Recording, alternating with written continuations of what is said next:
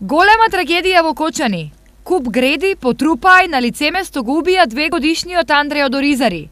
Најмладото од трите деца на Трендафилови починало пред очите на братчето и сестричката, постара одвој 1,5 година од него. Постариот брат успеал од гредите што паѓаа да ја спаси сестричката, но за најмалиот Андреј веќе било предоцна. Паднало таму, они били си три деца таму, ама оно братчето повлече го другото, спасе го, но видел дека ќе падне и избегал. Он дека го виде дека избегува натаму, зидината паѓа, поклопува го, оно повлечува се на назад и писка по мајка. Натрчува тука сите, ја слушам, ја бев подлук.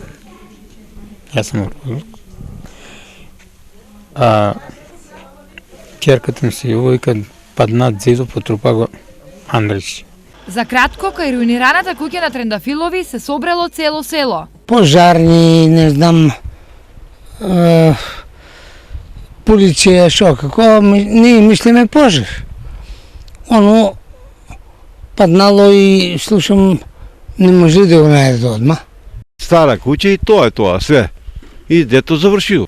Куќата во која загина Андреј до неодамна била дом на Трендафилови.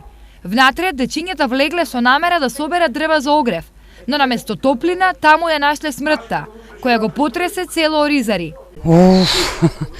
Потресени сме. 2 годинки. Тоа е. Инаку Трендафилови одвој крпат крај со крај. Нова куќа им изградил сопственикот на фирмата каде таткото на Андреј работел порано, а струја за бдењето на телото на несреќеното дете обезбедиле од комшиите. До сега немам побарно, имам побарност од кај градоначалникот за струјата. Немам струјата, немам. Имах 3 дечиња од кај него и ништо не може да ми помогне. Малиот Андреј денес е погребан на гробиштата во Оризари. Увидот и обдукцијата покажале дека неговата смрт е несреќен случај. Единствена утеха за родителите е што барем другите 2 дечиња им останале живи.